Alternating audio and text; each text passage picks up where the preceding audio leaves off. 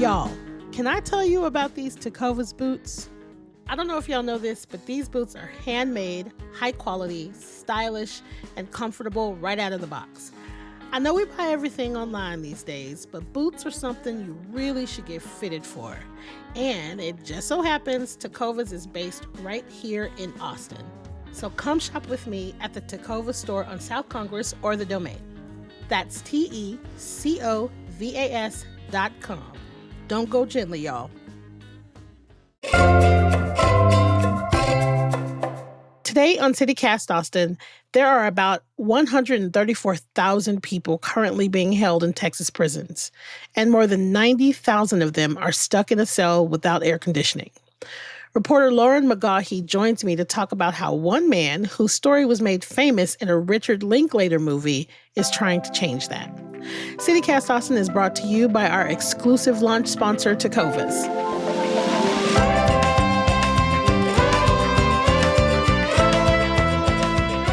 It's Monday, August 12th. I'm Nikki Devon, and this is what Austin's talking about.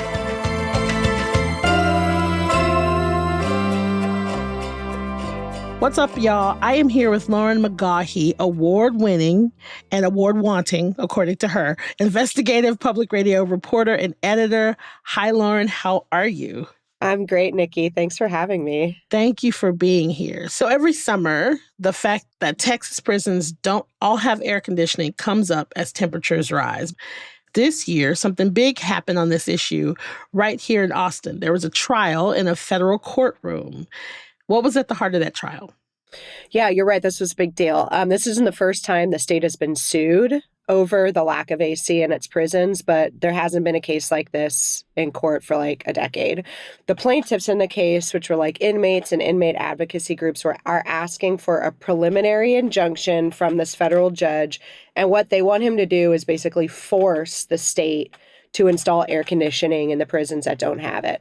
So they got this hearing. It was a big deal for their case to actually be heard in federal court. And they spent 4 days, while it's hot outside in this air-conditioned courtroom, talking about conditions for prisoners and staff in these unair-conditioned prisons. So one side of this case is the Texas Department of Criminal Justice, which runs the state's prisons. Who brought this case against TDCJ? There's one prisoner, one inmate named, and then there's like a handful of inmate advocacy groups. So the named plaintiff is a guy that some of y'all might recognize. His name is Bernie Tiede.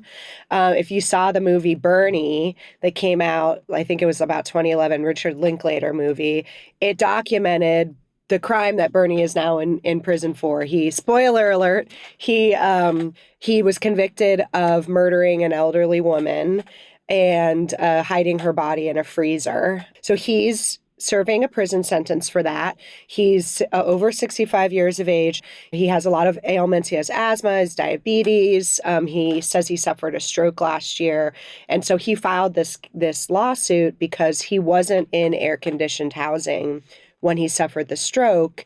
He was moved to air-conditioning housing, but he wants to be guaranteed that he stays there. First of all, just as a side note, if you guys haven't seen the movie Bernie, it's so good. It's really good. I just rewatched it. I mean, it sounds as if he's using his platform, whatever that platform is, to kind of bring this to light. Do you think that that's helping at all? Because I imagine it is. I think it is. Yeah. I mean, Bernie Tiede and Richard Linklater are still friends.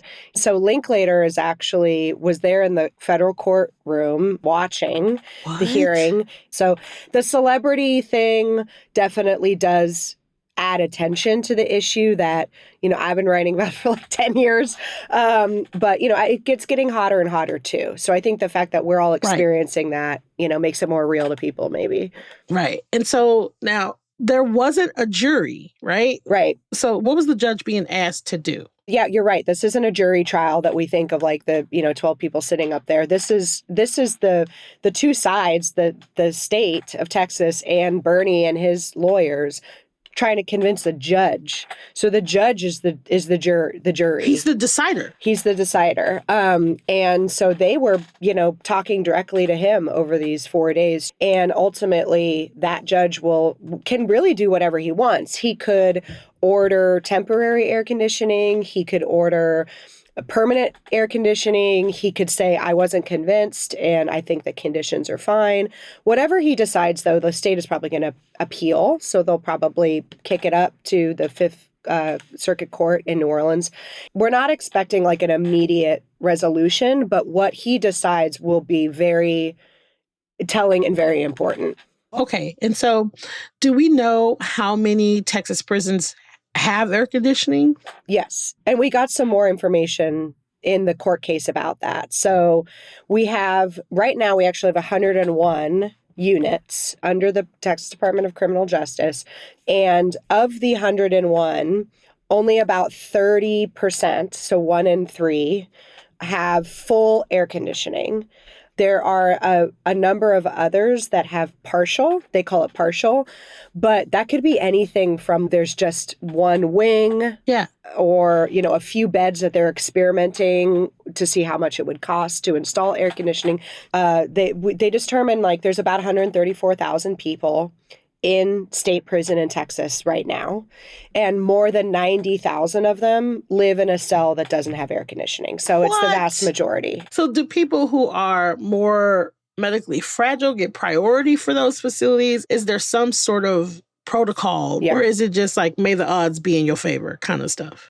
There is, but so the last time the state got sued, they settled that case. And they installed air conditioning at one unit. And this unit was where there were a lot of elderly and sick inmates. So they acknowledged that like that population is vulnerable, right? After that lawsuit, they came together with this system. They actually described it as an algorithm that kind of scans each inmate's health information and determines whether they should automatically get placed in air-conditioned housing. And we actually got to see that algorithm for the first time in court. And the plaintiff side, the inmate rights people, were not happy with it because it did have some things on it, like if you were on diabetes medication or certain medications for mental illness that make you really heat sensitive, you got automatically placed in air-conditioned housing. But just being elderly, just having diabetes or having asthma but not being on a medication does not actually make you eligible. What? So someone like Bernie, who's 66, he has asthma, he has diabetes, but he's not on diabetes or asthma medication, is not automatically eligible for air-conditioned housing. So they said, look, you created this algorithm for the purpose of identifying people, but there's only, I think they said there were 12,000 people out of 130,000 that were identified as having these heat sensitivities, when we know that the prison population is actually a lot less healthy than the average population. Exactly. So they were like, this algorithm is crap, basically. It was their argument. Yeah. Why does it have to be tied to medication? What are the implications there? What does that mean? Because those medications make you, so like the underlying health condition makes you vulnerable anyway. You have asthma, it's hard to breathe when it's really hot, right? But then the medications for those ailments make you even more vulnerable. They actually had a doctor who put together the algorithm testify, and she said, look, we just wanted to identify the most vulnerable, not all potentially vulnerable people. Right. And that's why we made it contingent upon medication. So she was actually asked, okay, what if someone's 90 years old, they have epilepsy, they have asthma, they, whatever, they have HIV, but they're not on any medications currently. She said that person would not be eligible automatically for a heat bed. That is wild. What are the plaintiffs alleging? How did they describe the conditions inside of the non-air-conditioned prisons? How did they describe it? So there were at least 3 current or former inmates who testified on behalf of the plaintiffs last week, including Bernie. They described, imagine being in a small cell, the size of a recording booth, for example, 23 hours a day. one window and no air conditioning, maybe a small fan. So they said, they do things like strip down completely, pour water on the floor and lay in the floor to try to cool off. There was a female inmate who described people inflicting self-harm so that they could go to the medical unit, which does have air conditioning. Another former inmate described inmates causing fires, starting fires, so that, the guards would come by, and the heat was described as something you couldn't get away from, something else you can't escape, which is these documented temperatures inside cells that go 110, 115 inside the cell. So that's the state's own records show that it can get that hot in some of these inmate housing areas. So I can't imagine being in like a tiny little concrete box with one window. So how did the state defend itself? What did they have to say about it? Yeah, so the state had a lot to say. They spent 2 days in defense of their current protocols. So they pointed to the algorithm. They said, we have this algorithm that identifies the most vulnerable people. And they pointed to other heat mitigation protocols, quote unquote, is the terms they use, that kind of get triggered when it's really hot. So these are things like if it's over a certain temperature outside, they'll provide extra cool water to inmates, that they've provided people with fans, that they don't have to buy them from commissary, that they give them fans for free. They spent a lot of time talking about what they call respite areas, which are every prison does have some place that has air conditioning. It might be the chapel or, some kind of administrative office, and that's designated as a respite area, and an inmate can request access to it if they feel like they're in crisis. But really, for each one of those arguments, the plaintiffs showed that people have said that they're not getting water regularly, that maybe an entire day goes by without getting water in some units, that the fans just push around hot air and don't actually cool them down, and that the respite areas, it's like you can't just go to a respite area. You have to request to go. And then a guard, a correctional officer gets to determine whether or not you actually get access to that area.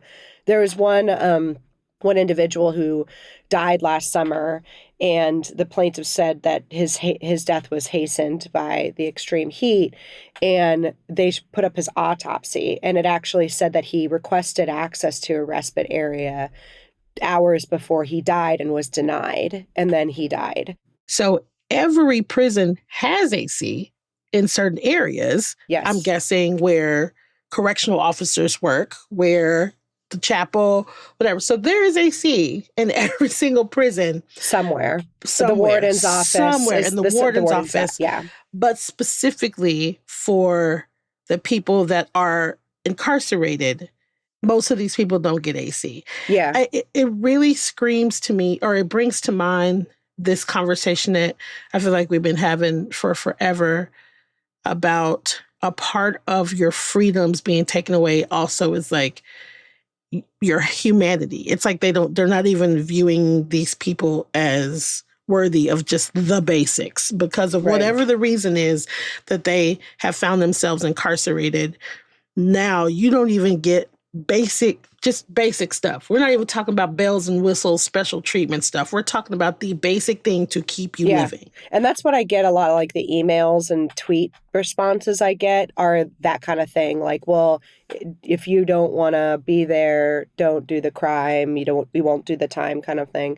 Something that came up in trial and I actually looked up was there were 10 prisons built in the 90s. So, during that tough on crime era, Texas built new prisons, and they didn't air condition the inmate housing areas. And there was a discussion over whether that was intentional or not, whether that was like meant to be a punishment.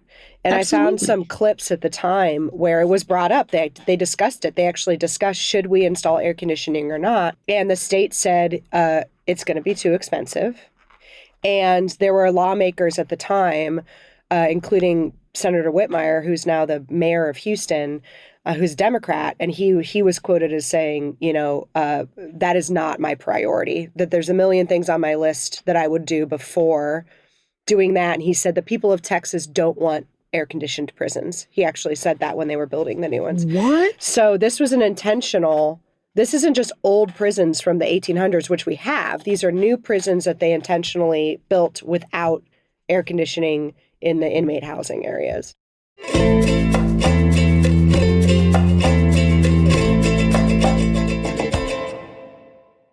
So for many years, TDCJ was saying that no one had died as a result of heat in prisons. Turns out, maybe that wasn't true. What do we know? Like, how are they backtracking that statement now? Yeah, it's kind of confusing. The last time they admitted someone died from the heat was 2012. They admitted that in court. And then since then, they've said there's no heat-related deaths. That's the word they've used. There've been no heat-related deaths since 2012. And then recently I noticed they changed the wording and they started saying there are no heat deaths. Oh. And that was confusing to me. And they wouldn't answer my questions about why. Was that an intentional change? Why they did it? What the difference is? But we did get autopsies that showed that 3 inmates died last summer. And heat was mentioned in the autopsies as some kind of a contributing factor. And in court, the agency was still reluctant to acknowledge those deaths. But they did include those deaths in a report to lawmakers at the end of last year as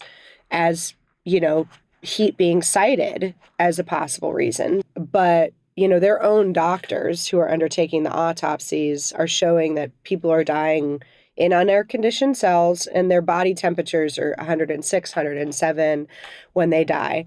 One guy had epilepsy. He probably had a seizure. One person had COVID, and they were a diabetic and had asthma. The experts that the plaintiffs put on said it's these people, especially with these particular kinds of ailments, that if not for the heat, perhaps the death wouldn't have happened at all. If we died in a hot car...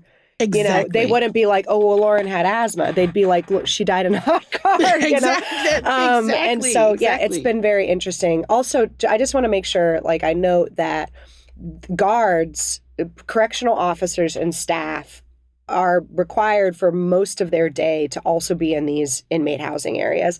They're wearing long sleeves. They're wearing protective vests. They don't get to strip down to their skivvies if it gets really hot. And the agency also is reluctant to acknowledge the risk to them. They kept saying, well, if they're properly hydrated and they're taking breaks, they should be okay. But then their own literature was presented in court, their own training for correctional officers that actually said extreme heat is the 5th leading cause of serious injury among department employees. What? So it affects the people working there too. And, people don't want to be a CO in this state. And they did admit that the heat does hurt their recruiting efforts. It's one of the things that hurts it. They actually said we're in favor of air conditioning. The state did not deny that it's hot. In Texas, they didn't deny that it's can get hot in the prisons. But they said, it's going to be very costly, and that they ultimately pointed the finger back at state lawmakers for not doling out enough cash for them to actually get the job done. So the last legislative session, while the state had plenty of cash, there was a huge push to fund air conditioning in prisons statewide, and then it didn't get passed. Mm-hmm. Why do you think that is? Well, politics. The bill to require air conditioning in Texas prisons passed the House, and the House is majority Republican, and that it had a hefty price tag. The Senate, which is also majority Republican, didn't take up the issue. And so this isn't the first time that effort has gotten traction on one side and died on the other. They did give them $85 million last session, and the state wanted to get to 6,700 cool beds by the end of 2023. But even with that money, they shorted their own goal. They said that, equipment shortages because of the pandemic, and they couldn't hire enough workers, and they only got to like 5,200 or something. 85 million to create 6,700 cool beds. They were given 85 million to do as much as they could. What's considered a cool bed? Yeah. So a cool bed, like definitionally, is a bed in a housing area. There are dorms, cells, whatever that particular housing area might be, that has a temperature between 65 and 85 degrees. So in Texas, if you've ever been in county jails are required to be there. There's actually rules that say 65 to 85 degrees. Not so for the prison system. So a cool bed is like one person, one bed, and it's at that temperature, whether they're in a solitary cell, whether in a cell with a couple of guys, or whether they're in a big open plan dorm. Has anyone said or thrown out a number of how much it would cost to fully air condition all of the prisons? Yes. The state in the past has estimated that it would cost $1 billion with a B dollars. The plaintiffs and advocacy groups argue that they're overblowing the number. I mean, I think there's a question mark on how much it would be. Incredibly costly, and it wouldn't happen right away. But whether it would cost $1 billion is kind of up for debate. So people in Texas prisons are serving a sentence, but they're not necessarily serving, in most cases, it's not a death sentence, right? Is the state required to keep people in their custody alive? I mean, that's kind of the heart of the question in this case. People are dying from all kinds of things behind bars: suicides, murders, drug overdoses, and according to the plaintiffs in this case, also the heat. And their argument is that the state isn't keeping people safe, that they can't just lock people up and kind of allow them to deteriorate. The state obviously says they're doing all they can with the resources that they can to keep their staff and the inmates in their custody safe. And I think what the judge needs to determine, what he's being asked to determine, are two things. Is the state being deliberately indifferent to this problem? Have they not done enough? Have they ignored the magnitude or the seriousness? Or are they denying it? And is the current condition in an average prison cruel and unusual punishment? And, that's what Judge Robert Pittman in this case is going to have to decide. I've had a lot of people in my life for sure be incarcerated in Texas, and I've spent a lot of time visiting people in prisons. And so, regardless of what side of the field you land on, it kind of seems silly to me that it's like, okay, we put all this money into putting people in prison, and then we get them into prison for what? Like if you're not putting forth the effort to just make sure their basic needs are met, make sure that they're safe so that they can serve out this sentence that we've decided is how they're going to make good for the crime that they've done. I get where you're going with it. Yeah.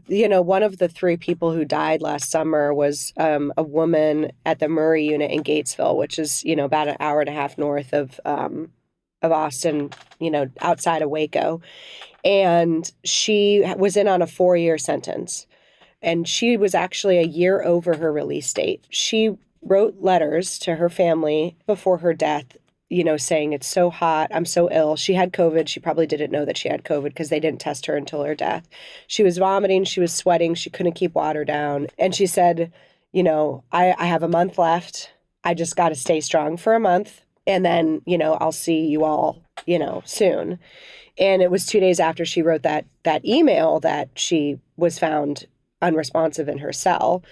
I think with these kinds of cases, these kinds of court cases, it's people that rarely get to tell their story. Their voices are rarely heard in those halls, right?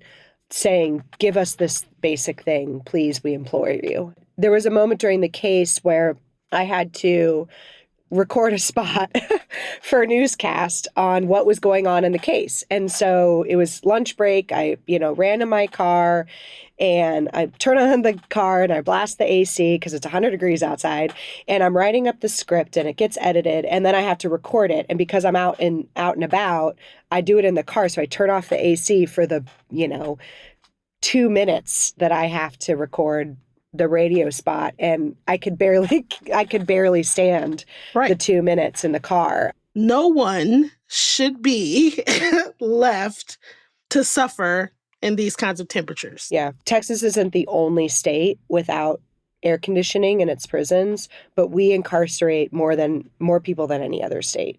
And it's a big inhumanity question that hopefully soon we'll have an answer to. So prisons are funded by taxpayers. How much do you think the public knows about this heat-related deaths and illnesses that are taking place while someone is in prison? The two responses I get every time I write about this is they deserve it, and they don't deserve it, and I didn't even know that was happening. Many people haven't had a personal experience, either themselves or a family member who's been incarcerated. And if you haven't, you might not go out of your way to learn that or click on the news headline that says something. Yeah. So in Bernie's case, right now, the next step, we're just waiting on the judge. Yeah. So the judge gave the parties until August 20th to kind of give him their final thoughts after the hearing. And then he'll probably take a couple of weeks, a week or two to make his decision. And then if the state loses, probably inevitably they're going to keep fighting and they're going to appeal. It's unlikely there's going to be a final decision in this case by the end of the year. Okay. So do you think that the next legislative session it'll come up again? So it all depends on what happens in this case, right? I mean, I know that there will be efforts. Say the case is stalled and we don't know by January what's going on. There's still going to be efforts to bring this bill back up and pass it. But by that time, we might have heard the final word, and the legislature may have no choice but to fund the problem. And, frankly, the argument that the Texas Department of Criminal Justice is making about money is true. They can't just wave their wand. Right. They have to get the money from us, from the taxpayers. And so what the plaintiffs are hoping in this case is that the federal judge forces the agency basically to say, hey, legislature, you have no choice. The federal judge just told us we must do this, and therefore give us the cash now to do it. So it really depends. Lauren, this has been awesome. This wasn't as close in the forefront of my brain as it should have been. This is wild. Yeah. It's crazy. This heat is crazy. And I think the conversation about just humanizing incarcerated people is just something that we're always kind of milling around in Texas. Thanks for talking about the issue. I mean, I the more people know, the better informed we all are about how our money is being spent, right? Thank you for being here. This was great. Of course. Bye. Bye.